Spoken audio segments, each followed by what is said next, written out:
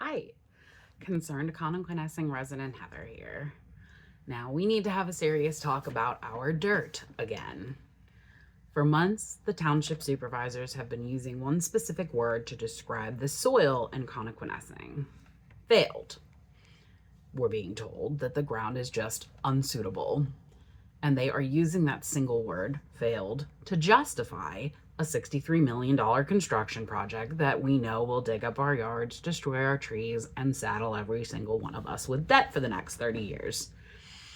But here's the real problem. They are basing that failure on soil maps from the 1980s. Think about that for a second. We aren't using rotary phones anymore, so why are we using 40-year-old assumptions to condemn our properties in 2025? The truth is, septic technology has evolved significantly in the last 40 years at least. We have a whole tool belt of options available to us right now that can fix our problems house by house without the massive public price tag. So let's talk about those three main options that the township is ignoring. First, you have the elevated sand mound. Now I know nobody wants a really ugly hump in their yard. I get it. But mechanically speaking, it works. If your clay soil is a little too wet or shallow, you simply bring in sand to create a filtration layer above the ground. It is simple, and most importantly, once you build it, you're done. No monthly fee forever, just your regular maintenance. Second, and my personal favorite, is drip irrigation. This one's a game changer for anyone who moved here for the woods, of course, because instead of digging a giant pit and clear cutting your lot, a specialized plow vibrates flexible tubes into the top 6 inches of the soil.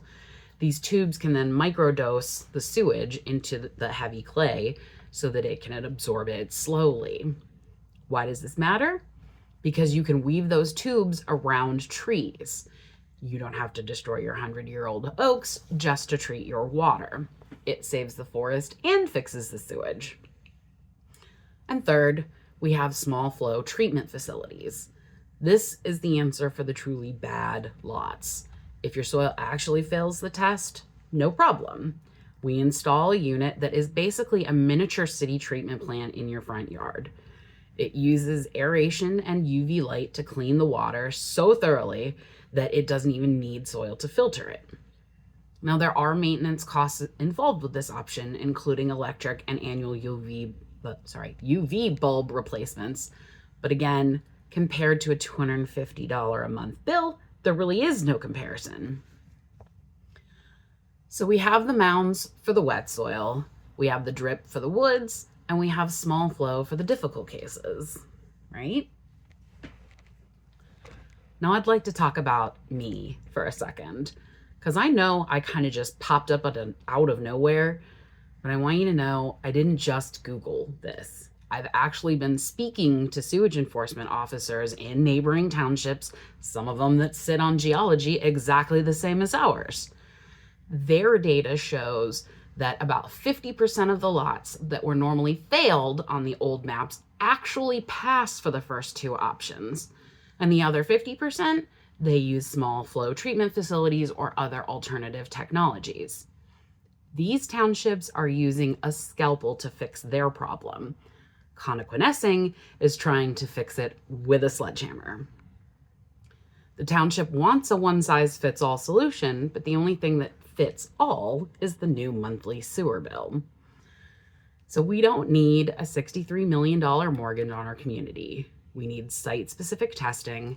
We need to understand that modern technology options are available, and we need a board that's willing to do the actual work of management instead of just signing a massive check. Don't let them tell you there's no other way. We just have to choose it.